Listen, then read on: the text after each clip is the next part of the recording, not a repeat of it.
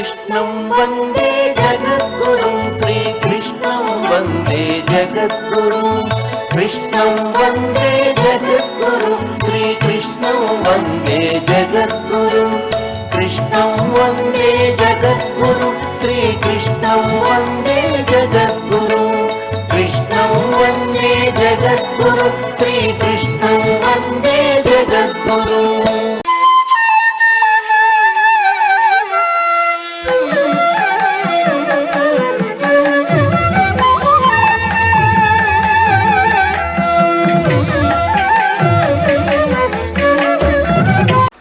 ఆపదామపహర్తారం దాతారం సర్వసంపదాం లోకాభిరామం శ్రీరామం భూయో భూయో నమామ్యహం. హరి ఓం. పరమేశ్వర స్వరూపమైన సభకి నమస్కారం. ఈనాడు ఇక్కడ శ్రీనివాస కళ్యాణం జరగడమే గత 2 రోజులుగా చెప్పుకున్నటువంటి భాగవత ప్రవచనానికి సిద్ధి. కాబట్టి యథార్థానికి ఇవాళ మళ్ళీ ఇంత ఆలస్యమైన తరువాత ప్రవచనం చెయ్యక్కర్లేదు. కానీ 3వ రోజు కూడా ప్రవచనం చేస్తాను అని మాట ఇచ్చి ఉన్నాను కనుక కొద్దిసేపు మాత్రమే ప్రవచనం చేసేటటువంటి ప్రయత్నం చేస్తాను. మనకి దశావతారములు ఉన్నాయి. వేదోద్ధారణ మందరాభరణ పృథ్వీధర్మ నిర్మాణ ప్రహ్లాదత్రాణ బలిప్రతారణ నృపాహంకార నిర్వాపన వైదేహీ రమణ ధనంజయ జయ వ్యాపారపారీణ క్షోణీ దివ్యత్కరుణ తమోహరణ తండ్రి వెంకటేశ ప్రభో అని దశావతారాలు. ఈ దశావతారాలలో కృష్ణ భగవానుని యొక్క అవతారం పరిపూర్ణావతారం. పరిపూర్ణావతారమైనటువంటి కృష్ణ భగవానుని యొక్క అవతారం వచ్చినటువంటి కాలము దేశము ఈ రెండూ కూడా చాలా విశేషమైనటువంటివి. ఎందుచేత అంటే ఆయన శ్రావణ మాసంలో కృష్ణపక్షంలో ఉన్నటువంటి అష్టమి నాటి అర్ధరాత్రి అవతారాన్ని స్వీకరించారు. అవతార స్వీకారం వేరు, పుట్టడం వేరు. గత జన్మలలో చేసుకున్నటువంటి పాపపుణ్యముల యొక్క ఫలితాన్ని సుఖదుఖ రూపంలో అనుభవించడానికి ప్రాకృతమైన శరీరంతో తల్లిదండ్రుల కడుపున పుట్టడం వేరు. అలా కాకుండా పరమేశ్వరుడు మాంసనేత్రమునకు ద్యోతకము కానటువంటి వాడు అందరూ దర్శించడానికి వీలుగా ధర్మ సంస్థాపన కొరకు ధర్మమునకు విరుద్ధంగా ప్రవర్తించేటటువంటి వాళ్ళని నిర్మూలించుట కొరకు ఈ లోకానికి దిగి వస్తే అవతారము అంటారు. తార అంటే కంటికి కనపడకుండా ఎక్కడో ఉన్నది, అవతార అంటే కిందకి దిగి రావడం. అలా క్రిందికి దిగి వచ్చినటువంటి ఈశ్వర సంబంధమైనటువంటి అవతారములలో పరిపూర్ణ అవతారము కృష్ణావతారము. మనకి ఎలా అయితే శ్రావణ మాసం వస్తే వర్ష ఋతువు వచ్చి ఆకాశమంతా నల్లటి మబ్బులు కమ్మి చీకటిగా ఉంటుందో అలాగే దేవతలకి కూడా కృష్ణపక్షం రాత్రి, శుక్లపక్షం పగలు. కృష్ణపక్షం రాత్రి అయితే 15 రోజులు ఉండేటటువంటి పక్షంలో మధ్యలో ఉండేటటువంటి అష్టమి తిథి అర్ధరాత్రి. మనకే కాదు దేవతలకి కూడా అర్ధరాత్రి. సరే, మనకి రాత్రివేళ బాగా చిమ్మ చీకటి కమ్మి ఉన్నటువంటి సమయమైనటువంటి అర్ధరాత్రి వేళ కారాగారంలో పరిపూర్ణావతారమైనటువంటి కృష్ణావతారం ఆవిర్భవించింది. దేవకీ వసుదేవులు తల్లిదండ్రులైనప్పటికీ వాళ్ళు కూడా ఆవిర్భవించినటువంటి అవతారాన్ని చూసి ఆశ్చర్యచకితులయ్యారు. పోతన గారు భాగవతంలో దశమస్కంధంలో పరిపూర్ణావతారమైనటువంటి కృష్ణావతారం ఆవిర్భవించినటువంటి సందర్భాన్ని వర్ణిస్తూ జలధరదేహు నాజాను చతుర్బాహు సరసీరుహాక్షు విశాలవక్షు జారుగదా శంఖ చక్ర పద్మ విలాసు కంఠ కౌస్తుభమణి కాంతిభాను కమనీయ కటిసూత్ర కంకణ కేయూర శ్రీవత్సలంచనంచిత విహారు మరుకుండల ప్రభాయుత కుంతలలలాటు వైఢూర్య మణిగణ వరకిరీటు బాలు పూర్ణేందు రుచిజాలు భక్త లోకపాలు సుగుణాలవాలు కృపావిశాలు చూచి తిలకించి పులకించి చోద్యమంది ఉబ్బి చెలరేగి వసుదేవుడు ఉత్సహించే అన్నారు. పుడుతూనే జలధరదేహు, ఇవాళ ఆకాశం పైన ఎలా ఉందో అలా నల్లటి మబ్బు ఎలా ఉంటుందో అటువంటి వర్ణంతో ఆవిర్భవించాడు. ఆజాను చతుర్బాహు, దీర్ఘమైనటువంటి బాహువులతో 4 చేతులతో శంఖచక్ర గదా పద్మములను పట్టుకుని పట్టు పీతాంబరంతో కౌస్తుభమణితో వనమాలతో ప్రకాశిస్తూ సాక్షాత్ శ్రీ మహావిష్ణువు కారాగారంలో పరిపూర్ణావతారమైనటువంటి కృష్ణ భగవానుడిగా ఆవిర్భవించాడు. ఎందుచేత అంత అర్ధరాత్రి వేళ మాత్రమే ప్రభవించాలి? అది సామాన్యమైనటువంటి జననము కానప్పుడు, అది అవతారమైనప్పుడు ఆయన ఎంచుకున్న సమయము అనవలసి ఉంటుంది తప్ప తల్లికి ఏదో ప్రసవవేదనకి సమయం కలిగి ప్రసవించింది అని చెప్పడానికి వీలు లేదు. మరి స్వామి ఎందుకు శ్రావణ మాసంలో ఉన్నటువంటి బహుళపక్షంలోని అష్టమి నాటి అర్ధరాత్రి వేళ మాత్రమే ప్రభవించాలని నిర్ణయం చేసుకోవాలి అంటే అది కటిక చీకటితో కూడుకున్నటువంటి సమయం. నల్లని వర్ణము, నల్లని మబ్బు యొక్క కాంతి ఎలా ఉంటుందో కృష్ణుని యొక్క కాంతి అలా ఉంటుంది.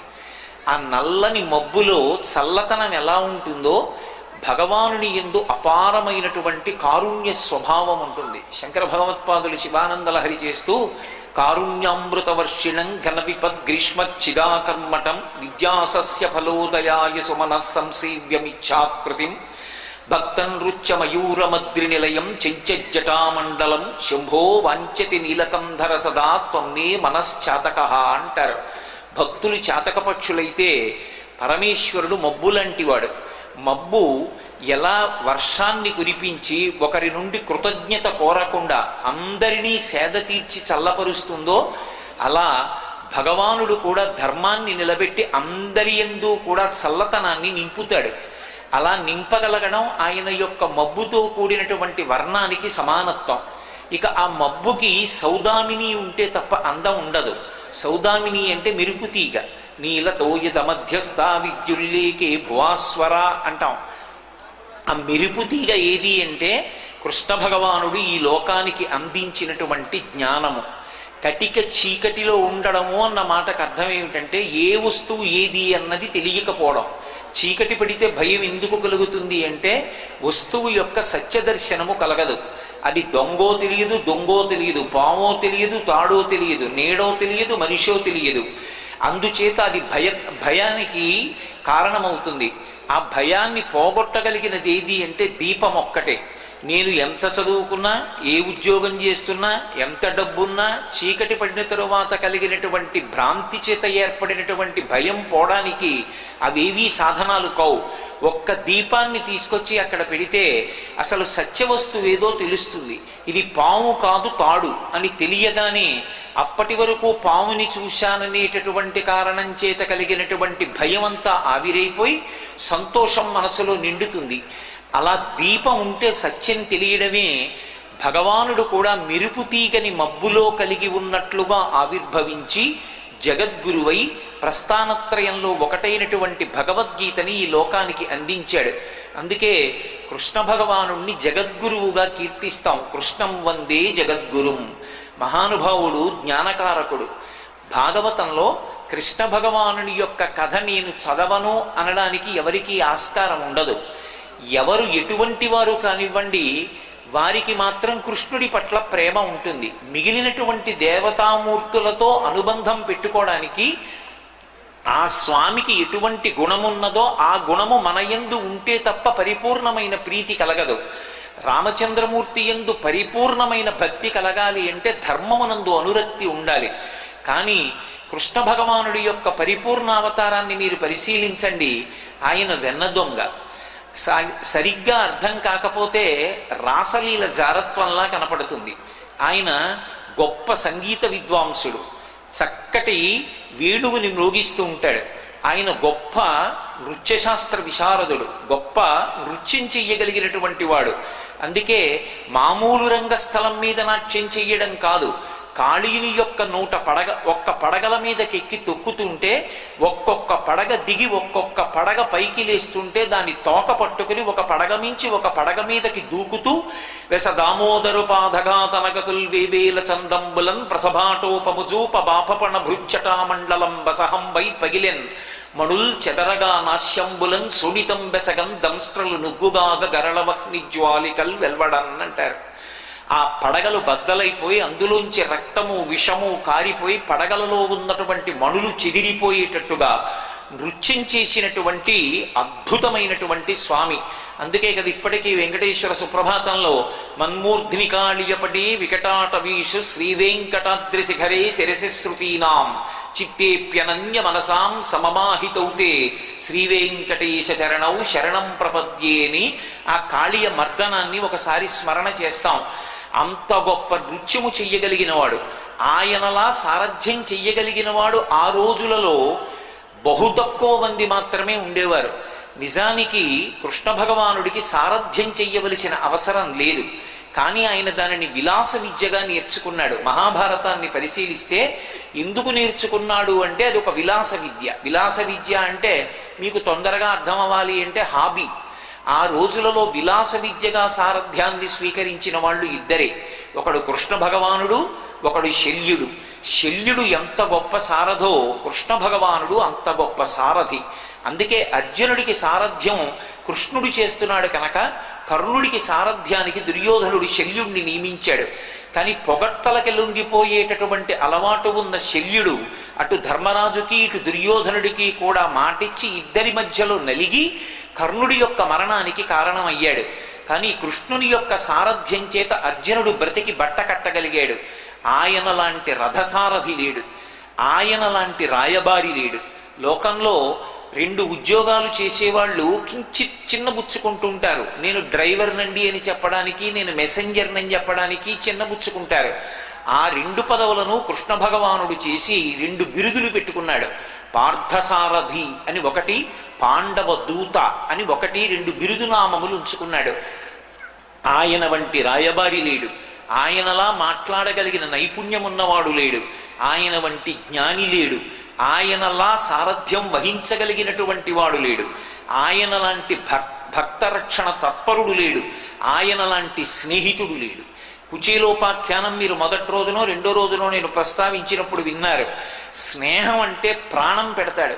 ఆ కుచేలుడు కనపడితే దూకి మంచం మించి గబగబా వచ్చి ఎదురొచ్చి స్వాగతం చెప్పి కౌగలించుకొని గోదానం చేసి కాళ్ళు కడిగి ఆ నీళ్లు తల మీద చల్లుకుని గంధం రాసి తాళవృంతంబు విసరి ఆయనకి భోజనం పెట్టి కౌగలించుకుని గురువు గురించి ప్రస్తావించి ఐశ్వర్యం ఇచ్చి సాగనంపినటువంటి మహానుభావుడు. ఆయన ఎంత గొప్పగా ఎన్ని రంగాలలోనో పాత్ర పోషించాడు. అందుకే కృష్ణ భగవానుణ్ణి ఏ రంగంలో ఉన్న వాళ్ళైనా సరే ఇష్టపడతారు. పరిపాలనా సామర్థ్యం కానీ, వ్యూహరచనలో కానీ, యుద్ధాన్ని నిర్వహించడంలో కానీ, సలహా చెప్పడంలో కానీ, ధర్మాన్ని నిలబెట్టడంలో కానీ, అధర్మాన్ని పీచమణచడంలో కానీ, నిర్ణయాన్ని చేయడంలో కానీ, సంగీతం పాడడంలో కానీ, వేణువుని వాయించడంలో కానీ, దొంగతనం చేయడంలో కానీ, రాయబారంలో కానీ, సారథ్యంలో కానీ ఆయనని మించినవాడు లేడు. ఆయనని విడిచిపెట్టిన రంగం లేదు. అందుకే నాకు కృష్ణ భగవానుడు ఇష్టం లేదనడానికి అవకాశం లేకుండా దొంగలకు వ్యభిచారులకు కూడా కృష్ణుడి దగ్గరయ్యాడు. ఏ కారణానికి తెలుసుకుంటే భగవంతుణ్ణి తలుచుకుంటే చాలు. గోపనాథ్ గారు దాశరథీ శతకం చేస్తూ అంటాడు, హరునకు విభీషణన కద్రిచకున్ తిరుమంత్రరాజమై కరికిన హల్యకున్ ద్రుపద కన్యకు నార్తి హరించు చుట్టమై బరగిన ఎట్టిని పతితపావన నామము నాదు జిహ్వపై నిరంతరము నటింపచేయుమిక దాశరథి కరుణాపయోనిధి అన్నాడు. కృష్ణ భగవానుడు చేసినటువంటి లీలలన్నిటిలోకి చాలా గొప్ప లీలలుగా కీర్తింపబడినటువంటివి చోరలీల, జారలీల. ఆయన చౌర్యం చేశాడు, దొంగతనం చేశాడు, అదొక లీల. ఆయన కర్మకాలి దొంగతనం చేయలేదు, ఐశ్వర్యం లేక దొంగతనం చేయలేదు. ఆయన దేనిని దొంగిలిస్తాడు అంటే నవనీతాన్ని మాత్రమే దొంగిలిస్తాడు. అందుకే పెద్దవాడైపోయినటువంటి కృష్ణలీలల కన్నా బాలకృష్ణుడి లీలలు తొందరగా మనసుని హత్తుకుంటాయి. మనసు పరమచంచలంగా ఉంటుంది. పరమచంచలమైనటువంటి మనస్సుని మనంగా ప్రయత్నపూర్వకంగా భగవంతుని యొక్క పాదార విందముల యందు నిలబెట్టడం అంత తేలికైన విషయం కాదు. కానీ కృష్ణావతారానికి ఉన్న గొప్పతనం ఏమిటంటే భాగవతం చదివితే మన ప్రయత్నం లేకుండా ఆ లీల యొక్క అంతరార్థం తెలియనివ్వండి, తెలియకపోనివ్వండి, మన మనసుని కృష్ణ భగవానుడే దొంగిలిస్తాడు. అందుకే ఆయన నవనీత చోరుడు. సంస్కృతంలో నవనీతము అన్న మాటకు అర్థం ఏమిటంటే నవ అంటే అప్పుడే పుట్టినటువంటి వెన్నని, నీతము ఆయన నవనీతము అంటే అప్పుడే తీసిన వెన్న దొంగిలిస్తూ ఉంటాడు. అందుకే యశోద దగ్గరికి వచ్చి ఫిర్యాదు చేసినటువంటి గోపకాంతలందరూ చెప్పినది శ్రీకృష్ణుని యొక్క దుందుడుకు చేష్టితములుగా నవనీత చౌర్యాన్నే చెప్తారు. ఆయన ఏ చౌర్యం చేసినా, లీలలో వేటిని చేసినా అవి అంతరార్థాలతో మన మనసుని సంస్కరించగలిగినవై ఉంటాయి. ఒకవేళ లీల యొక్క అంతరార్థం తెలియనివ్వండి, తెలియకపోనివ్వండి, పరిహాసాస్పదంగా అనిపించనివ్వండి, నవ్వడానికి విననివ్వండి, ఒక్కసారి విన్నంత మాత్రం చేత కృష్ణ భగవానుడి చేత ఆకర్షింపబడినటువంటి మనస్సు మీద ఆయన యొక్క పాదార విందముల ముద్ర పడిన కారణం చేత ఆ మనసు పునీతమై కొన్ని కోట్ల జన్మల నుంచి తెచ్చుకున్నటువంటి పాపరాశి ధ్వంసమవడానికి కారణమైనటువంటి ఈశ్వరుని యొక్క అనుగ్రహానికి పాత్రమవుతుంది. దూది ఎంత పర్వతాలుగా పడి ఉంటే ఏమి, ఒక్క నిప్పు నెరుసు పడితే చాలు కాలిపోతుంది. ఒక్కసారి కృష్ణపాదార విందముల యొక్క స్పర్శ మనసుకి తగిలిందా, ఆ మనసు ఎన్నో జన్మలుగా చేసుకున్నటువంటి పాపముల నుండి విముక్తమవుతుంది.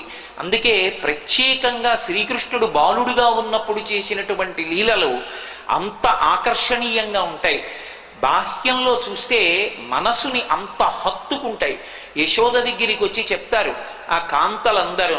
చెప్పినప్పుడు బాలురకు పాలు లేవని బాలింతలు మొరలు పెట్టపక పకన గియా బాలుండాలము చేయుచు ఆలకు గ్రేపులను విడిచ అంబోజాక్షి వారిల్లు సొచ్చి కడవల దూరంబుగ నీవి త్రావితు తనా కడవల్ వీరింట నీసుతుండిడ వారికి వీరికిని పెద్దవాదయ్య సతీ ఆడంజని మీగడ్డ పెరుగోడక నీ సుతుడు త్రావి ఒక ఇంచు కథ కోడలి మూతింజరిమిన కోడలు ముచ్చనుచు అత్త కొట్టెల తాంగి ఓయమ్మ నీ కుమారుడు మా ఇండ్లను పాలు పెరుగు మన నీడమ్మ పోయద మెక్కడికైనను మాయన్నుల సురభులాన మంజులవాణి.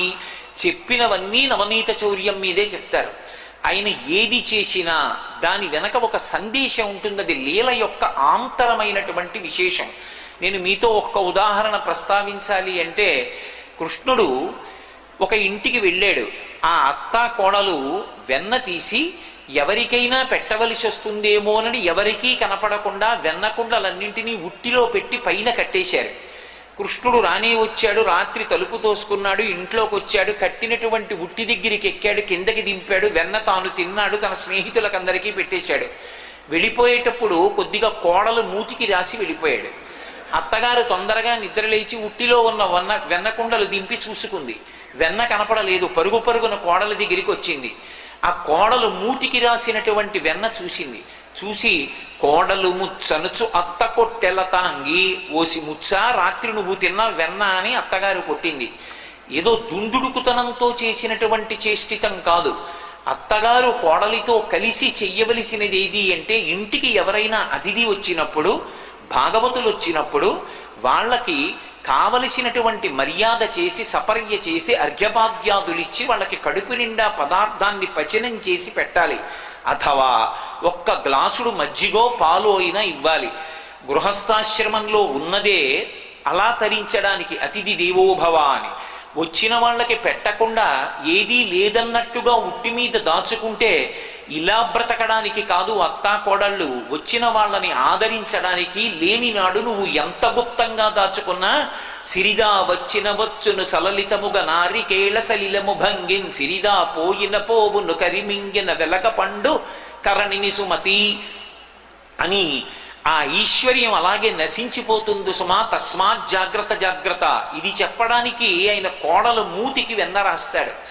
ఒక్కొక్క లీల వింటుంటే ఆ గోపకాంతలు వచ్చి చెప్పినవి ఇంత దుందుడుకుతనంతో, ఇంత వ్యగ్రతతో కూడినటువంటి చేష్టితములు ఎలా చేశాడా అనిపిస్తుంది. కానీ ఆ లీలలో ఉన్న అంతరార్థాన్ని పరిశీలిస్తే మనకి భగవంతుని పట్ల ఎందుకు భక్తితో ఉండాలో అర్థమవుతుంది. బాగా చూడడానికి ఎంతో తీవ్రమైనటువంటి చేష్టితంలా కనిపించినటువంటి సన్నివేశం ఒకటి మీకు చూపించే ప్రయత్నం చేస్తాను. అందులో ఒక గోపకాంత వచ్చి చెప్పింది యశోదతో, కొడుకులు లేరని వకసంతి వగవగ తన్ను మగనిగా గైకొని నన్ కొడుకులు కలిగెదరనిపై పడినాడిది వినుము శిశువు పనులే తల్లి అంది. ఆ ఇంట్లో ఉన్న గోపాల బాలురందరూ పశుపోషణ కోసం వెళ్ళారు. ఏదో పెళ్ళయి 2-3 ఏళ్ళైనా కూడా సంతానం కలగనటువంటి కొత్త కోడలకి ఇంకా సంతానం కలగలేదని ఆ ఇంటికి వచ్చి కూర్చున్నటువంటి వృద్ధ కోపకాంతలందరూ కలిసి ఆవిడ్ని దెప్పి పొడిచి నింద చేశారు. పాపం కొత్తగా పెళ్ళై కాపరానికి వచ్చినటువంటి ఆ కోడలు సంతానం కలగలేదని దుఃఖిస్తోంది. ఎక్కడో ఉన్నాడు ఆడుకుంటూ చిన్ని కృష్ణుడు పరుగు పరుగున వచ్చాడు. మీ ఆయన్ని నమ్ముకుంటే సంతానం ఎక్కడ కలుగుతుందమ్మా, నన్ను నమ్ముకో, నన్ను భర్తగా చేసుకో, నీకు సంతానం కలుగుతుంది అన్నాడు. వినడానికి అలా చెయ్యొచ్చా బాలకృష్ణుడు అనిపిస్తుంది. కానీ దాన్ని జాగ్రత్తగా అర్థం చేసుకోవాలి. అన్నమాచార్యుల వారు వెంకటేశ్వరుణ్ణి కీర్తన చేస్తూ పుట్టు గొడ్రాళ్లకు బిడ్డలిచే గోవిందుడే వేడుకొందామా అంటాడు. సంతానం కలగాలి అంటే, పెద్ద కొడుకు పుట్టాలి అంటే శరీరానికి అంత్యేష్టి సంస్కారం చెయ్యడానికి తనూభవుడొకడుండి యోగ్యత పొందినవాడే. గత జన్మ పుణ్యం ఉంది అంటే పెద్ద కొడుకు పుడతాడు. ఐశ్వర్యం నిలబడడానికి హేతు ఉంది అంటే చిట్ట చివరి ఇంకొక కొడుకు పుడతాడు. కొడుకు పుట్టాడు అంటే అది ఒక వ్యక్తి గొప్ప కాదు, గత జన్మలలోని పుణ్యాపుణ్యములను విచారణ చేసి ఇచ్చినటువంటి భగవంతుని యొక్క అనుగ్రహం. కాల కలయతామహం అంటాడు గీతలో. కాలం రూపంలో ఉండి గత జన్మలలో చేసిన పాపపుణ్యములను లెక్కగట్టి సుఖదుఖముల రూపంలో అందరి చేత అనుభవింపచేయగలిగినటువంటి చిత్రంగా లోపల కూర్చుని గుప్తంగా ఖాతాలు రాసే చిత్రగుప్తుణ్ణి నేనేనంటాడు. అటువంటి కాలస్వరూపుడైనటువంటి పరమాత్మ అనుగ్రహించిన నాడు గత జన్మలలో సంతానాన్ని పొందడానికి కావలసినటువంటి పుణ్యములు చేసి ఉండకపోయినటువంటి పాపం ఏది ఉన్నదో ఆ పాపాన్ని తొలగించి కరుణాద్ర హృదయుడై సంతానమును పొంది అమ్మా నాన్న అనిపించుకోవడానికి కావలసినటువంటి అర్హతని కృప చేస్తాడు. అలా కృప చేయగలిగినటువంటి వాడు, భరించగలిగిన వాడు కనుక భర్త. నన్ను నమ్ముకో అమ్మా, నువ్వెందుకు విచారపడతావు, నీకు సంతానం కలుగుతుందని చెప్పడం. కాబట్టి భగవంతుణ్ణి నమ్ముకున్న వాడికి లోటు లేదు. ఆంతరమైనటువంటి రహస్యం ఎటుండనివ్వండి, బాహ్యంలో ఆ లీల మనసుని తాకితే చాలు, అది విశేషమైన ఫలితాన్ని ఇస్తుంది. మనకి మన ప్రయత్నం లేకుండా మన మనసుని పట్టుకునేటట్టుగా కృష్ణలీలలు ఉంటాయి. అందుకే వ్యాసుడు అనుభవించిన కన్నా పోతనగారు అనుభవించారు, పోతనగారి కన్నా మధుసూదన సరస్వతి అనుభవించారు, మధుసూదన సరస్వతి కన్నా లీలాశుకుడు అనుభవించాడు. ఎవరెవరి భక్తికి దిగినట్టు వారు కృష్ణలీలను అనుభవిస్తూనే ఉన్నారు. ఆ కృష్ణుని బాల్య క్రీడలు అంత గొప్పవి. లోపలి అర్థం విడిచిపెట్టండి, విన్నంత మాత్రం చేత మన మనసులోకి తనంత తాను ప్రవేశించేటట్టుగా కృష్ణలీలలు ఎలా ఉంటాయి అన్నదానికి భాగవతంలో పోతన గారిచ్చినటువంటి ఒక పద్యాన్ని మీ ముందు మనవి చేసే ప్రయత్నం చేస్తాను.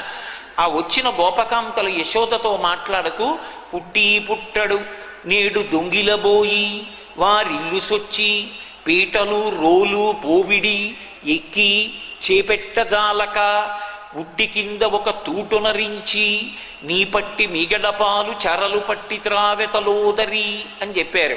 కింద పెడితే తినేస్తున్నాడు, తన స్నేహితులకి పెట్టేస్తున్నాడని ఒక గడుసైనటువంటి గోపకాంత ఉట్టిలో కుండలన్నీ పెట్టి పైన పెట్టింది. పైన పెడితే రానే వచ్చాడు ఆయన. ఆయనకి తెలియదు ఎక్కడ ఏముందో దాన్ని ఎలా తీసుకోవాలో. మూడో కంటివాడికి తెలియకుండా చెయ్యండి అంటారు. అసలు మూడు కళ్ళు ఉన్నవాడికి తెలియకుండా ఎక్కడ ఏం చేస్తావు నువ్వు? మూడు కళ్ళు ఉన్నవాడికి తెలియకుండా ఏమీ చేయలేము. మూడో కంటికి తెలియకుండా అంటే నా రెండు కళ్ళకి తప్ప పక్కవాడి ఓటో కంటికి కూడా తెలియకుండా చేశాననాలి దానం చేస్తే. ఇతర ఏవో చెయ్యకూడని పనులు చేసి మూడో కంటికని కాదు నా ఉద్దేశ్యం. కాబట్టి రానే వచ్చాడు, కుండ పైనుంది, పీటలు రోలు అన్నీ పోగు పెట్టాడు, ఆ పైకి ఎక్కాడు, ఆ కింద కన్నం పెట్టాడు. ఎందుకని చెయ్యి అందలేదు ఆ కుండలోకి, కింద కన్నం పెట్టాడు. చక్కగా కారిపోతున్నాయి పాలు వెన్న. దోషిళ్ళు పట్టాడు, తన స్నేహితుల్ని తాగమన్నాడు, వాళ్ళు తాగేసిన తరువాత ఆఖరణ తాను తాగేశాడు. ఎక్కడ దాస్తే మాత్రం భగవంతుడి అనుగ్రహం లేనిది నిలబడుతుంది, ఎక్కడికి వెళ్ళిపోతే మాత్రం ఈశ్వరానుగ్రహం ఉన్నవాడు పాడవుతాడు. రక్షణము లేక సాధుడు రక్షితుడగు సమత చేసి రాగిడులందున్ రక్షణలు వేయి కలిగిన శిక్షితుడగు కలుడు పాప చిత్తుండగుటన్నంటారు పోతన గారు. ఏ రక్షణ లేకపోయినా భగవద్భక్తి కలిగినటువంటి వాడు రక్షింపబడతాడు. ఎన్ని రక్షణలు ఉన్నా భగవద్భక్తి లేనివాడు, భగవంతుని యొక్క అనుగ్రహానికి పాత్రుడు కానివాడు శిక్ష పొంది తీరుతాడు. కాబట్టి ఎక్కడ పెడితే మాత్రం ఆయన తీసుకోలేడు. భాగవతం కాదు కానీ వేరొక చోట దీనికన్నా విశేషం చెప్తారు. పైన పెట్టినా వచ్చి కృష్ణుడు తన స్నేహితులతో వెన్న దొంగిలిస్తున్నాడని వేరొక కాంత ఏం చేసిందంటే కుండలన్నిటికీ గంటలు కట్టింది. రాత్రి రానే వచ్చాడు, పీటలేశాడు, రోళ్ళేశాడు, తన స్నేహితుల్ని ఎక్కించాడు, వాళ్ళ భుజం ఎక్కాడు, పైకి ఎక్కాడు. ఎలా? కుండ ముట్టుకుంటే కదులుతుంది, కదిలితే గంటలు మోగుతాయి, గంటలు మోగితే ఆవిడ లేస్తుంది. ఆయన అఖిలాండకోటి బ్రహ్మాండములకు శాసనకర్త, ఆయన ఏమి చెయ్యలేడు. ఆయన అన్నాడు కుండతోటి, ఓ గంటలారా మీరు మోగకండి, నేను వెన్న తింటానన్నాడు. ఆయన శాసనాన్ని గంటలు మాత్రం ఎందుకు అవధరించవు, కాబట్టి గంటలు మోగడం మానేసి వెన్న చక్కగా చెయ్యి పెట్టాడు, తీశాడు, ఆ వెన్న స్నేహితులకు పెట్టాడు, అందరికీ పెట్టి తాను తింటాడు. ఆఖరణ వెన్న తిందామని ఇలా నోటి దగ్గర పెట్టుకుని పెదవికి నాలుకకు తగిలిందంతే, ఆ కుండకి కట్టినటువంటి గంటలన్నీ గణగణ గణగణ గణగణ మోగి. అరే మోగద్దన్నాను, మీరు ఎందుకు మోగారని అడిగాడు. అయ్యా ఇప్పటి వరకు మీ స్నేహితులకు పెట్టారు, మేము మోగలేదు, మాకు అలవాటైపోయింది, మీకు ఏదైనా పెట్టినప్పుడు నైవేద్యానికి గంట కొడుతుంటారు, మీ నోట్లో పెట్టుకున్నారు, మేము మోగాము, మాకు ఇది సంప్రదాయం అలవాటు, అందుకని మీరు తింటే మేము మోక్కుంటే ఎలా ఉంటాం, అందుకు మోగేమన్నాయి గంటలు. కాబట్టి ఇప్పుడు నేను మీతో ఈ మాట మనవి చేసినప్పుడు మీ అందరూ పకపక నవ్వారంటే మీ మనసులందున్నటువంటి భావన కృష్ణలీలతో తాదాత్మ్యత చెందింది. ఏ కారణానికైతేనే కృష్ణుడి మీ మనసులో ప్రవేశించి ఆయన పాదస్పర్శ తగిలిందా లేదా, అది చాలు, ఆ స్పర్శ చాలు రక్షింపబడడానికి. అందుకు కదో నారదుడు ధర్మరాజుతో అంటాడు, కామోత్కంఠత గోపికల్ భయమునన్ కంసుండు వైరక్రియా సామాగ్రించి చుపాల ముఖ్య నృపతులు సంబంధులై వృష్ణులున్ ప్రేమన్ మీరలు భక్తి మేము ఇది చక్రింగంటి మెట్లైన నుద్ధామధ్యాన గరిష్ఠులైన హరిచందన్ వచ్చు ధాత్రీశ్వర అంటాడు. ఇంతకన్నా గొప్పగా అనుభవించాడు లీలాశుకుడు. లీలాశుకుడికి కృష్ణ భగవానుడు తన లీలల్ని దర్శనమిచ్చాడు మహానుభావుడు. ఒకానొక కొంటె గోపిక మహాగడసరి కృష్ణుణ్ణి ఎలా అయినా వెన్న దొంగతనం చేస్తూ ఉండగా పట్టుకోవాలనుకుంది. కావాలని తెచ్చి వెన్నకొండ వీధిలో పెట్టింది. తలుపు చాట్న తాను దాక్కుంది. కృష్ణుడి వెన్నలో చెయ్యి పెడితే సరిపోదు, తన నోట్లో కూడా పెట్టుకోవాలి. నోటికి చేతికి వెన్న ఉండగా పట్టుకుంటాననుకుంది. వచ్చాడు, స్నేహితులందరికీ వెన్న పెట్టాడు. ఆఖరణ ఇలా తన నోట్లో పెట్టుకున్నాడు. పెట్టుకునేటప్పటికి చటుక్కునొచ్చి చెయ్యట్టుకుంది. పట్టుకున్న గోపికకి కుంటె ఆలోచన వచ్చింది. ఇప్పుడు దొరికిపోయాడుగా, ఇన్నాళ్ళు ఎప్పుడు దొరకల, సాక్ష్యాలతో దొరికాడు. ఇవాళ అసలు ఏమంటాడో చూద్దామని కస్త్వంబాల అంది. ఓ పిల్లాడా నువ్వెవరు అంది. ఆయనంత తెలివైనవాడు, మన తెలివికి తెలివిడి ఆయన. ఆయన అన్నాడు బలానుజ అన్నాడు. నేను బలరాముడి తమ్ముడు అన్నాడు. మధ్యలో ఆయన ఊసేందుకు, ఆయన ఎక్కడో ఇంట్లో కూర్చున్నాడు. తన పేరు చెప్పడం కాదు, ఎంతో భక్తి ప్రపత్తులున్న వాళ్ళ బలరాముడి తమ్ముడు అన్నాడు. అమ్మ బాబోయ్, గుండెలు తీసిన బంటు పేరు చెప్పట్లేదు, ఎవరివంటే బలరాముడి తమ్ముడు అంటున్నాడు అని కస్త్వంబాల బలానుజ కిమిహతే అంతే. ఇక్కడికి ఎందుకు వచ్చావు అంతే. ఓసారి ఇలా చూసి, ఓహో మా ఇల్లు అనుకున్నాను, మన్మందిరా శంకయా అన్నాడు. మా ఇల్లు అనుకుని వచ్చానన్నాడు. ఓహో మీ ఇల్లు అనుకుని మా ఇంట్లోకి వచ్చి వెన్నకొండలో చెయ్యి పెట్టావా అని ఆవిడంది. యుక్తం తం నవనీత పాత్ర వివరే హస్తం కిమర్థం యసేహే. సరే బాగుంది, వెన్నకొండలో చెయ్యి ఎందుకు ఎట్టావు, వెన్న ఎందుకు తీశావు అంది. ఆయన అన్నాడు భృకుటి ముడిచి ఆ గోపకాంత వంక చూసి, చాలేవమ్మా ఊరికే గట్టిగా అరుస్తావు ఎందుకు, మా ఇంట్లో ఆవు దూడ పారిపోయింది, కుండలో ఉందేమో అని చేయి పెట్టి వెతుకుతున్నాను, గట్టిగా అరవకు, దూడ పారిపోతుంది కుండలోంచి, మళ్ళీ అక్కడ పరిగెడతానన్నాడు. ఇంత ఆయన్ని పట్టుకుందామనుకున్న గోపిక ఆయన గడసరి సమాధానం చూసి ఆశ్చర్యపోయి చెయ్యి వదిలేసి బుగ్గలు నొక్కుంది, పారిపోయాడు. అలా గడసరితనంతో గోపకాంతని ఏమార్చి పారిపోయినటువంటి కృష్ణ భగవానుని యొక్క అనుగ్రహము మా యందు ప్రసరించుగాక అంటాడు లీలాశకుడు. ఒకరికన్నా ఒకరికి ఎన్ని లీలలు ప్రకటనం చేశాడో మహానుభావుడు. ఆయన లీలలో ఒక విశేషం ఉంటుంది. ఆయన ఎప్పుడూ చౌర్యం చేస్తాడు, దొంగతనం. ఆ దొంగతనం చేయడానికి రాసలీల జారత్వంలా కనపడుతుంది పైకి, కానీ అష్టాంగ యోగంలో 8వ మెట్టు సమాధి. సమాధి యందు అందరూ కూడా బ్రహ్మమును అనుభవిస్తూ మత్తెక్కినటువంటి తీరది. దాన్ని పైకి సరిగ్గా అర్థం చేసుకోకపోతే గోపకాంతలతో ఆయన జారుడై తిరిగినట్లుగా కనిపిస్తుంది. ద్వాపరయుగం చివరలో ఈ చోరలీల జారలీల ఎందుకు చేశాడంటే, కలియుగం వచ్చిన తరువాత కలిపురుషుని యొక్క ప్రభావం చేత నిద్ర లేవగానే ఎవ్వరైనా సరే శ్రీహరినామస్మరణ చేస్తూనే నిద్ర లేవాలి. సంప్రదాయంలో వారు ఎవరిని సింహాసనంలో పెట్టి పూజించనివ్వండి, జాగ్రత్తావస్థకంతటికి అధిపతి విష్ణువు కనుక శ్రీహరి శ్రీహరి శ్రీహరి అని 3 మాటలు అని నిద్ర లేవాలి. నిద్రపోయేటప్పుడు శివనామం చెప్పి నిద్రపోవాలి. కాబట్టి నిద్ర లేచేటప్పుడు శ్రీహరినామస్మరణ చెయ్యాలి. అప్పుడు ఇంద్రియములు సక్రమమైన రీతిలో ప్రవర్తిస్తాయి.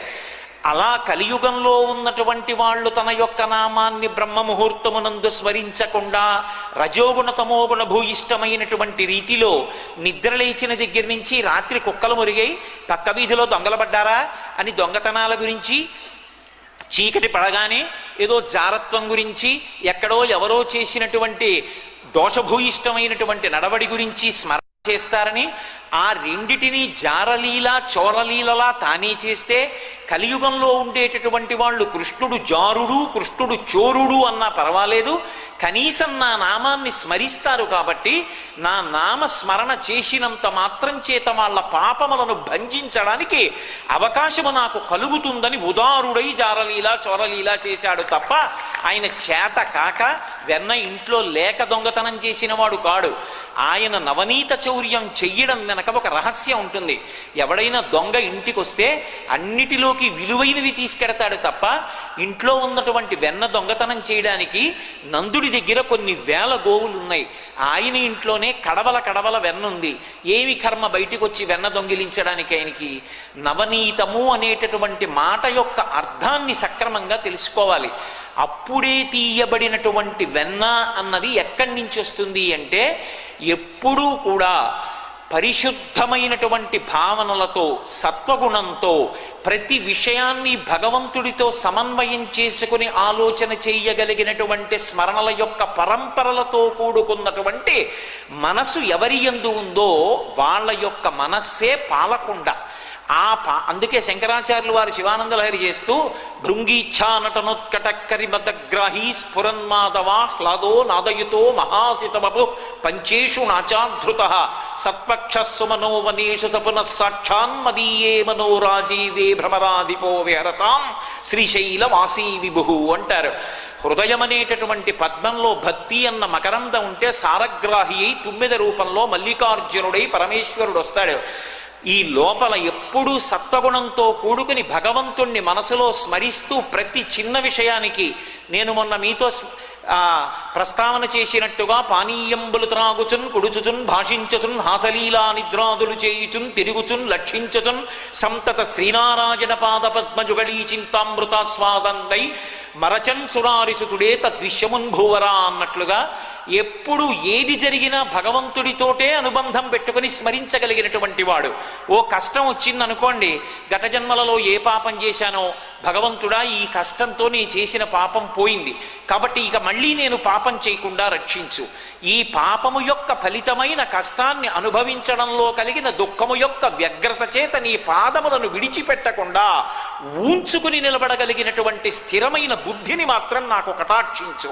ఒక సుఖం వచ్చిందా, ఈశ్వరుని యొక్క అనుగ్రహం తప్ప నా కర్తృత్వం లేదని రెండిటి యందు నిమిత్త మాత్రంగా నిలబడగలిగినటువంటి స్థితి ఎవరికి అబ్బిందో వాడు పరమసత్వగుణంతో కూడుకున్నటువంటి వాడై సర్వకాల సర్వావస్థల యందు భగవంతుని స్మరించగలిగినటువంటి పరమసత్వమునందు నిలబడినటువంటి పాలకుండ వంటి మనసున్నవాడు. ఇప్పుడు ఆ పాలకుండ వంటి మనసున్న చోట భక్తి అనేటటువంటి అగ్నిహోత్రపు సెగ తగిలిందనుకోండి, పరమభక్తితో ఈశ్వరుడి గురించిన స్మరణ ఒక స్థితిలో రోమాంచితమైన స్థాయికి వెళ్ళిపోయిందనుకోండి, వెంట్రుకలు నిక్కపొడుచుకొని ఆనంద భాష్పాలు కారిపోతూ నిలబడిపోయాడు ఒక చోట. ఏదో భగవంతునికి అథాంగ పూజ చేస్తున్నాడు. కటిం పూజయామి అన్నాడు. ఆయన కట్టుకున్నటువంటి పీతాంబరం, ఆయన పెట్టుకున్నటువంటి వడ్డాణం, ఆయన దామోదరలీల, ఆయన కడుపు చుట్టూ పడ్డ మత్స, దానికి నడుం చుట్టూ అలంకారం చేసిన తులసిమాల జ్ఞాపకానికి వచ్చాయి. ఆ నడుం వంక మనసులో అలాగే చూస్తూ ఆనంద భాష్పాలు కారుస్తూ కంఠం గాద్గదికమై వెంట్రుకలు నిక్కపొడుచుకొని తరువాతి నామం జ్ఞాపకం రాక ఆనందామృతాన్ని గ్రోలుతూ ఆ లహరిలో అలా నిలబడిపోయాడు. అలా నిలబడిపోగలిగినంత వ్యగ్రత కలిగినటువంటి భక్తికి చేరడం, అగ్ని చేత పాలు తప్తము కావడం.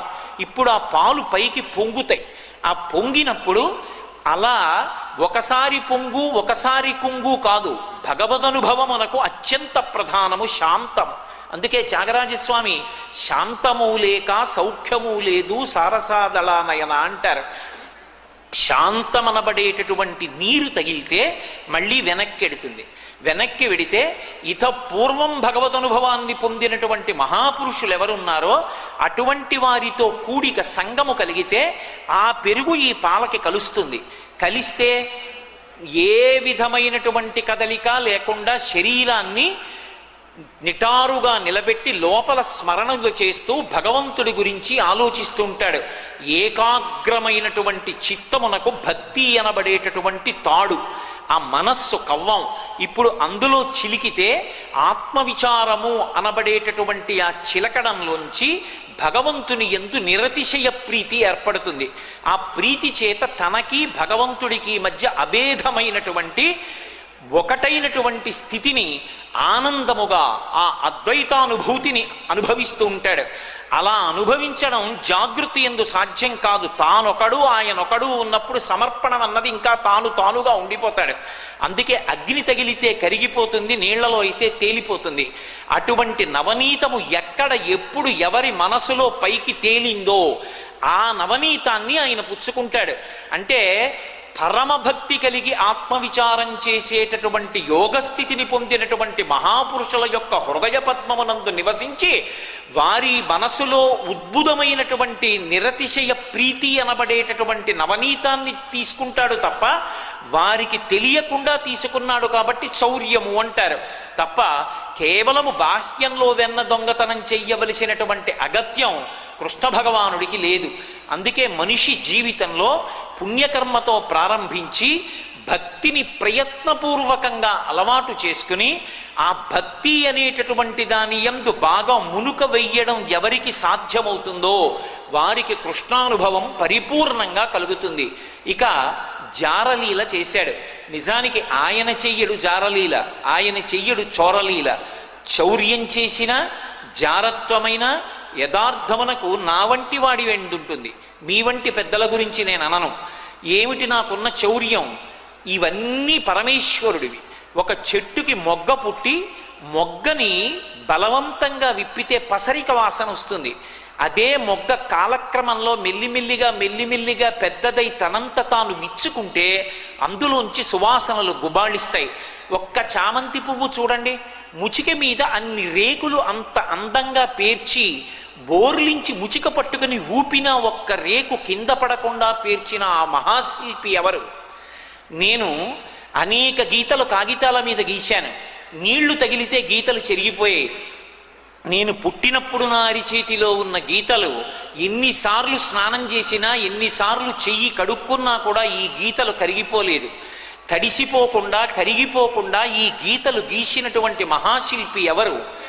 భక్తి అనేటటువంటి భావన కలగడానికి ఏదో ప్రయత్నపూర్వక ముహూర్తాలు ఉండవు. విశ్వాన్ని చూసి దాని యజమాని గురించి ఆలోచన చేసిన నాడు ఈ సమస్తము పరమేశ్వరుడిది. పరమేశ్వరుడిది కానిది అన్నది ఏదీ లేదు. అందుకే భగవాన్ రమణులు ఒక మాట అంటుండేవారు. వెనకటికి గయ్యాళి భార్య ఉన్నటువంటి ఒక యజమాని ఎప్పటి నుంచో అడిగేవాడు, కాస్త చలివిడి చేసి పెట్టవే, తెల్లటి విఘ్నేశ్వరుడిని తయారు చేసుకుని ఇంట్లో ఉంది అర్కగణపతి, ఆ చలివిడి నైవేద్యం పెట్టుకుంటానని. ఆవిడ ఏదో చాలా రోజులు అడగ్గా గయ్యాళి భార్య ఏదో ఇంత చలివిడి చేసి ఇచ్చింది. ఆయనకో అమాయకపు కోరిక పుట్టింది. ఎదురుగుండా ఉన్న అర్కగణపతికి కాకుండా పూర్తి తెల్లగా ఉంటాడు కాబట్టి ఈ చలివిడి ముద్దతోనే విఘ్నేశ్వరుణ్ణి చేస్తాననుకున్నాడు. అని విఘ్నేశ్వరుణ్ణి చేసి ఏముంది ఇలా తలపెట్టి ఇలా ఓసారి గోటితో ఇలా అంటే ఓ తొండంలా వస్తుంది. దాన్ని కొంచెం ముద్దగా కూర్చోబెట్టి పూజ మొదలెట్టాడు. పూజ అంతా అయిపోయింది. నైవేద్యం పెట్టవలసి వచ్చింది. ఏది ఉన్న చలివిడి ముద్దతో విఘ్నేశ్వరుణ్ణి చేశాడు. ఇప్పుడు చలివిడి ఏది నైవేద్యం పెట్టడానికి? స్వామి ఏమనుకోకని బొజ్జలోంచి చలివిడి కొంచెం గిల్లి పళ్ళెంలో పెట్టి బొజ్జ మూసి నైవేద్యం పెట్టాడు. చలివిడి వినాయకుడి బొజ్జలో చలివిడి గిల్లి విఘ్నేశ్వరుడికి నైవేద్యం పెట్టడం ఎటువంటిదో పరమేశ్వరుడికి చెందిన వస్తువులు పరమేశ్వరుడికి ఇవ్వడం అటువంటిది. ఒక పువ్వు కాని, ఒక కాయ కాని, ఒక బట్ట కాని మనం తెచ్చింది కాదు. సమస్తము ఈశ్వరుడి చేత మాత్రమే ఉత్పాదనమవుతున్నాయి. మనం ఇస్తున్నామన్న భావన కాదు, ఈశ్వరుడు మన చేత ఇప్పించుకుంటున్నాడు మనని తరింప చేయడానికి. భాగవతం రచించిన పోతన గారు నేను భాగవతం రచించానని చెప్పలేదు. పలికిడిది భాగవతమట పలికించు విభుండు రామభద్రుండట, నే పలికిన భవహరమగునట పలికెద వేరుండుగాధ పలుకగనేలా.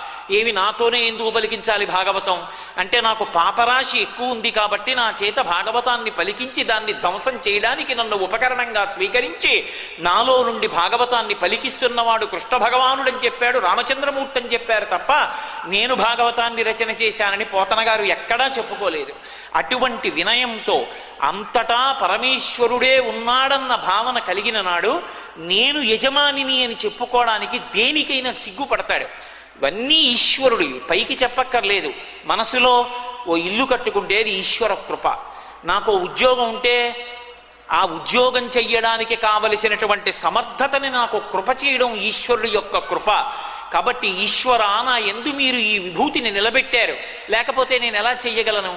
అది సర్వకాలముల యందు ఏ పని జరుగుతున్నా దీనికి మీరు వెనక అండగా ఉన్నారు కాబట్టి జరుగుతోంది అన్న భావన చేత ఆయనకి నివేదన చెయ్యడం, దొంగతనం లేకుండా యజమానిగా బ్రతకడం. ఇవాళ నేను భాగవతం చెప్పాననుకోండి, నేను అలా వెళ్ళిపోతుంటే ఎవరో కనబడి కోటేశ్వరరావు గారు భాగవతం బాగా చెప్పారన్నారనుకోండి, నేనే చెప్పాను అనకూడదు. ఈ మైకు చాలా బాగా భాగవతం చెప్పిందని దీనికి దండేస్తారా? ఈ గట్టిగా మాట్లాడుతున్నటువంటి దీనికి వెనక నేనుండి మాట్లాడితే నా మాట గట్టిగా వినపడేటట్టు మైక్ చేస్తోంది తప్ప స్వతంత్రించి మైకు భాగవతం ఎలా చెప్పదో అలా నాలో నుండి కృష్ణ భగవానుడు భాగవతాన్ని పలికించకపోతే ఈ శరీరం కూడా ఈ మైకు లాంటిది, అది ఎక్కడ మాట్లాడుతుంది? ఎవరైనా కనబడి కోటేశ్వరరావు గారు భాగవతం బాగా చెప్పారన్నా రేపు పొద్దున్న సంధ్యావందనం చేసేటప్పుడు ఈశ్వరా నా చేత భాగవతాన్ని పలికించి నా జన్మకి సార్థక్యం ఇచ్చి 2 రోజులు భాగవతం చెప్పేటప్పటికీ సాక్షాత్తు 7 కొండల మించి కదిలి వచ్చి వెనక కూర్చొని ముందు నన్ను కూర్చోబెట్టుకుని నా చేత చెప్పించావు. నా జీవితాంతం నా ఊపిరున్నంత కాలం నన్ను ఇలాగే నీ చేతి ఉపకరణంగా స్వీకరించు అని ప్రార్థన చెయ్యడం భక్తి తప్ప నేనే చెప్పానని గుండెల మీద చెయ్యి వేసుకుని తిరగడం భక్తి కానేరదు. కాబట్టి అన్నీ వాడివైతే నావని చెప్పడం దొంగతనం. ఎవరిది దొంగతనం? మనది దొంగతనం. ఆయన దొంగతనం ఎక్కడ చేశాడు? కానీ కనీసంలో కనీసం దొంగతనం చేశాడని స్మరిస్తే చాలు, మహానుభావుడు అనుగ్రహించడానికి ఆ లీల చేశాడు. నవనీతం తీసుకుంటాడు తప్ప ఇంకొకటి అక్కర్లేదు. రెండవది జారలీల. జారలీల అంటే కట్టుకున్నటువంటి పతి ఆయన పోషకుడు, ధారకుడు, రక్షకుడు. ఆయనని వినా వేరొక పురుషుడి గురించి అన్యమైనటువంటి ఆలోచన స్త్రీకి రాకూడదు. నాకు గతి పతి అన్నీ ఆయనే, నేను ఏది చేసినా ఆయన గౌరవం నిలబడడానికి చేస్తున్నాననేటటువంటి ఆలోచన స్త్రీకి ఉండాలి. అలా ఉండకుండా పరపురుషుడి గురించి ఆలోచించినటువంటి వాళ్ళని పతిని అనుగమించని వాళ్ళని పతిత అంటారు. ఆధ్యాత్మిక విద్యయందు స్త్రీ పురుషుడు అని 2 ఉండవు. మనందరం స్త్రీలమే. మనందరికీ ఎవరు పతి? పరమేశ్వరుడు ఒక్కడే. ఆయననే చేరుకోవాలి మనం. అందుకే పతిం విశ్వస్యాత్మేశ్వరగం శాశ్వతగం శివమచ్యుతం నారాయణం మహాజ్ఞేయం విశ్వాత్మానం పరాయణం. అటువంటి శ్రీమన్నారాయణుడు మనకి పతి అయితే మనం మాత్రం కనపడ్డ ప్రతివాణ్ణి పట్టుకుని ఈయన నా పతండి, నా గతండి, ఈయన లేకపోతే నాకు ఈ ఉద్యోగం ఎక్కడండి, ఈయన లేకపోతే నేను ఎక్కడ బయటపడతానండి, ఈయన లేకపోతే నాకు కారిచ్చిన వాడెవడండి, ఈయన లేకపోతే నాకు అవకాశం ఇచ్చిన వాడెవడండి అని ఏడుస్తూ ఉంటాడు. వాడు కాదు ఇచ్చింది, వెనక పరమేశ్వరుడు ఉన్నాడు. పరమేశ్వరుడు ఆ రూపంలో వచ్చాడని గౌరవించు, తప్పులేదు. తప్ప అందరినీ పతిగా భావించి అసలు పతి అయిన పరమేశ్వరుణ్ణి విడిచిపెట్టేయడం మనం పతితలగా బతకడం, మనది జారత్వం. మనం అసలు పతిని విడిచిపెట్టి కనపడ్డ వాళ్ళందరినీ పతి పతి అని పిలవడం మనం చేస్తున్న తప్పు. మన తప్పుని ఎత్తి చూపించడానికి ఆయన జారలీల చేసి దిద్దాడు తప్ప నిజంగా జారలీల చెయ్యవలసిన అగత్యం ఉన్నవాడు కృష్ణ భగవానుడు కాడు. అందుకే కృష్ణ తత్వానికి ఉన్న గొప్పతనం ఎక్కడుందంటే పైకి లీలలు కొన్ని చూసినప్పుడు ధూర్తతనంగా కనపడతాయి, కొన్ని అద్భుతంగా ఉంటాయి. ఒక్క లీల మనవి చేసిన ఉపన్యాసాన్ని పూర్తి చేసేస్తాను. శ్రీకృష్ణ భగవానుడి యొక్క అవతారం ఆవిర్భవించినప్పుడు ఆయన్ని పడుకోబెట్టాలనుకున్నారు గోపకాంతలు. ప్రాకృతికంగా శిశువులందరూ ఎలా పడుకుంటారో అలా ఆయన పడుకోవాలి. ఈ పిల్లవాడు పడుకోవడేమిటి, ఎప్పుడు కళ్ళు తెరిచి చూస్తుంటాడు అని ఒక్కొక్క గోపకాంత వచ్చింది, ఊయలలో పడుకోబెట్టింది. జోజో కమలదళేక్షణ జోజో మృగరాజ మధ్య జోజో కృష్ణ జోజో పల్లవకరపద జోజో పూర్ణిందు వదన జోజో యనచున్ జోజో జోజో జోజో అంటూ ఊయల ఊపుతున్నారు. వీపు మీద వేసుకుంటున్నారు, భుజం మీద వేసుకుంటున్నారు. ఆయన వీపుని గట్టిగా కొట్టేస్తూ జో జో కృష్ణ జో జో కృష్ణ పడుకోమంటున్నారు. తొడ మీద పడుకోబెట్టుకుంటోంది. ఓ గోపకాంత తొడ ఎత్తి ఊపుతోంది, పడుకోమంటోంది. రెండు కాళ్ళు జాపి బోర్లా పడుకోబెట్టుకుని వీపు మీద కొట్టేస్తోంది. ఏమిటి, ఒకనాడు క్షీరసాగర మథన సమయంలో మందరగిరి పర్వతాన్ని నా వీపు మీద ఆదికూర్మంగా మోసినప్పుడు కూడా వీపు ఇంత మంట పెట్టలేదు. ఇదేమిటి, ఈ లోకంలో కృష్ణ భగవానుడిగా ఆవిర్భవిస్తే గోపకాంతలు వీపు మీద ఇలా కొట్టేస్తున్నారు, నేను ఏం చెయ్యాలని ఆలోచించాడు. ఓ, ఈ లోకంలో ఉన్న వాళ్ళందరికీ ఒక బలహీనత ఉంది.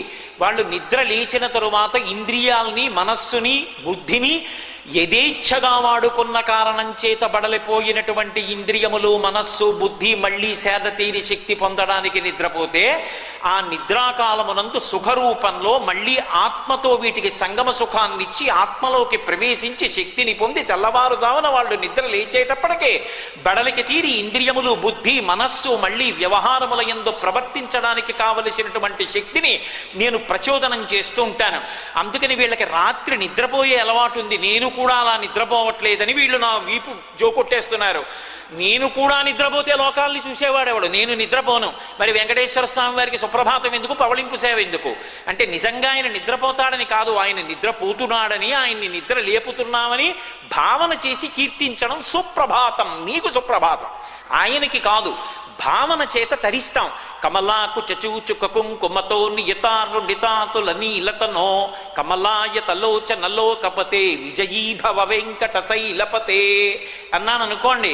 సుప్రభాత గీతికలు పాడితే అయ్యో అయ్యో అయ్యో బిడ్డలు వచ్చి నన్ను లేవమంటున్నారని చెప్పి రాత్రి నిద్రపోయినప్పుడు లక్ష్మీదేవిని గాఢాలింగనం చేసుకున్నప్పుడు అమ్మవారి కుచుములకు అలదబడినటువంటి కుంకుమ తన యొక్క నల్లమైన వక్షస్థలానికి అంటుకుని స్ఫుటంగా కనపడుతోందన్న విషయాన్ని కూడా మరిచిపోయి భక్తుల మీద ప్రేమతో ఉత్తరీయం జారిపోతుండగా గబగబా తలుపు తీసుకుని బయటకు వచ్చి, స్వామి నువ్వు దర్శనమిస్తే నీ వక్షస్థలం మీద లక్ష్మీదేవి కుచ కుంకుమ కనపడి మా కనురాపు కలుగుతుందేమో, కప్పేసుకో ఉత్తరీయం.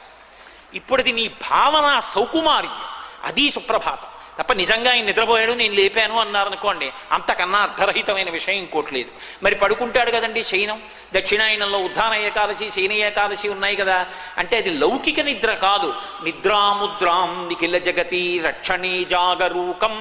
నిద్రాముద్రలో మన మనసులోకి చూస్తుంటాడు అనుష్ఠానాన్ని. కాబట్టి వీళ్ళు ఇలా జోకొట్టేస్తున్నారు. ఎలా, పడుకోపోతే ఒప్పుకోరని లోకములు నిదురపోవకత నిదురింపని శుభగుడు రమణుల్ జోకొట్టి పాడ నిదురం గైకొను క్రియనూరకుండే కనుదెరవకయున్నన్నారు పోతన గారు. పసిపిల్లవాడిగా ఉన్న ఆయన యొక్క పూర్ణత్వానికి లోటు రాదు. ఒక్క నువ్వు గింజలో అనేక నువ్వు గింజల్ని సృష్టించగలిగిన శక్తి ఉన్నట్టే చిన్ని కృష్ణుడు యందు పరతత్వమంతా కూడా నిండి ఉంటుంది. ఓహో నేను కాసేపు కళ్ళు మూసుకుంటే నిద్రపోయాననుకుంటారు, కానీ నాకు నిద్ర ఉండదని గోపకాంతలు వీపు మీద సరిచేస్తున్న బాధ నుంచి తప్పుకోవడానికి కాసేపు కళ్ళు మూసుకుని నిద్రపోతున్నట్టు నటించాడు. అమ్మయ్య పిల్లవాడు నిద్రపోయాడని ఉయ్యాలలో వేసి గోపకాంతలు వెళ్ళిపోయారు. సమయం లేక నేను స్పృశించలేకపోతున్నాను, కానీ అబ్బో పూతనా సంహార ఘట్టం, ఆ నవనీత చౌర్యం, అసలు కృష్ణుడి యొక్క ఆవిర్భావం, అసలు ఆ దేవకీ వసుదేవులు, ఆ కంసుడు, అష్టమ గర్భం, అష్టమి తిథి, ఏమి భాగవతం, ఎంత చెప్పానన్నది కాదు. ఏకశబ్ద సమ్యజ్ఞాత సృష్ట ప్రయుక్త స్వర్గే లోకే కామదుర్భవతి. మంగళాశాసనపరై మదాచార్య పురోగమై సర్వైశ్చ పూర్వైరాచార్యై సత్కృతాయాస్తు మంగళం.